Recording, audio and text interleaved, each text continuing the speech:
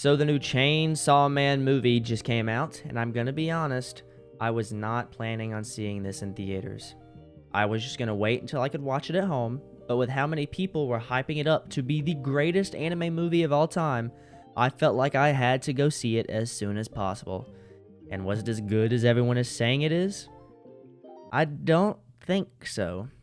Now, that's not to say it's bad, but in my opinion, there were a few things dragging it down. But before we get into that, let's talk about the good aspects of the movie. First up is the soundtrack. Good music is an easy way to win me over, and this movie has it. There's not a single song that isn't at least semi-decent, and there's even a few I added to my own playlist. The opening being a real standout. Another obvious compliment is with the animation. I don't think anyone is surprised by this with Mappa animating it. They work miracles on whatever properties they get their hands on, and Chainsaw Man is no exception. The fights are fluid, and the choreography is so energetic. And since the entire last third of the movie is non-stop fighting, there's a lot to appreciate. And it's not just the animation, but the art style as well. Everything is drawn with such detail. There's a scene during the final fight where the colors change, and it's ripped straight from the cover of the manga, and I loved that. You can tell the creators care about the material they are adapting, and I cannot overstate how important that is for any adaptation. But while I enjoy everything once the fighting gets going, the first 2/3 of the movie are where I have some complaints. And this is where I'm going to get into some heavy spoilers, so if you haven't watched it yet, then go watch it and come back after. You see, unlike the last third, the beginning chunk is very slow and character driven, and I can appreciate that. I don't need constant action in my face to keep me interested. The issue is, I think a lot of this development is a little too subtle. And I've heard so many people online say, "Oh, you just don't understand it." But I do understand it. That doesn't make it automatically entertaining. For example, in the scene where Denji goes on a date with Makima, I understand this is to show Denji trying to balance his feelings for both Makima and Reize by having him go on dates with each of them. I understand the nuance in Makima crying during their date, like maybe she's faking it to manipulate Denji more, or maybe she's actually getting emotional upon witnessing a genuine connection on screen, something both her and Denji crave, which is why they both cry at the same time. I understand all of this stuff. The problem isn't that the movie lacks meaning, it's in the way it delivers it.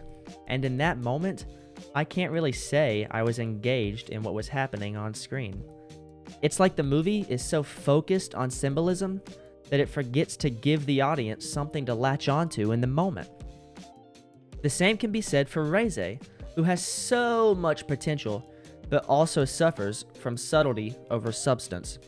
Through most of the movie, we see her grow closer to Denji, until at the end, we learn that she's been manipulating him the whole time. And based on her ability to swap personalities when she's alone, as well as her brutal fight scenes later on, the movie is telling us straight up how much of a cold, emotionless killer she can be. Except the entire ending revolves around the fact that Reize actually fell for Denji at some point, whether she realized it or not. While the only scene to suggest that is at the literal very end of the movie when she decides not to board the train and go back and see Denji. Overall, Reize is written to be this complex character who learns the value of human connection and accidentally falls for the person she was hired to kill because without realizing it, she craves a real connection with someone too, just like Makima and just like Denji. But since the movie's not told from her perspective, we don't see any of this internal development.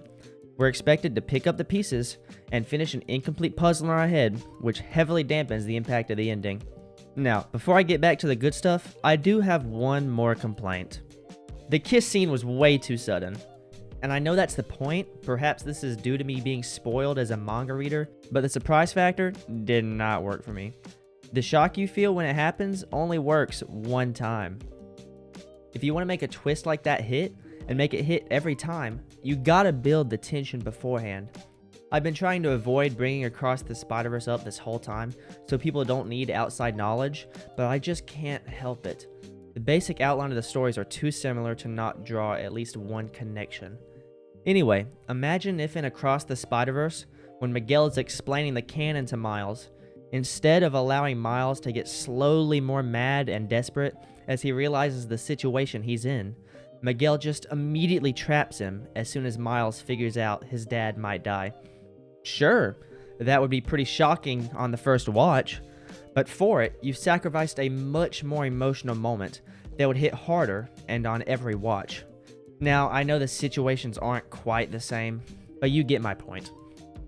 However, I'd be doing a disservice to this movie if I didn't bring up a scene that does hit every time, and that, of course, is the pool scene.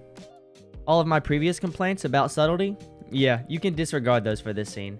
The visuals convey the movie's themes perfectly, all the jokes leading up to it land, the piano in the background is beautiful, and it's all balanced so well. I really will accept any and all glazing for this scene because it's so good. And the scene wouldn't be as good if it wasn't for the build-up leading up to it.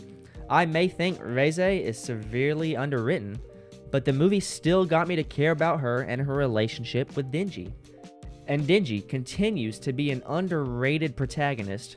You really do want to see the best for this poor guy, and the movie does a great job of laying the groundwork for more development in the future.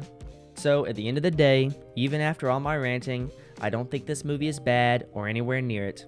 I just think it's a bit overhyped.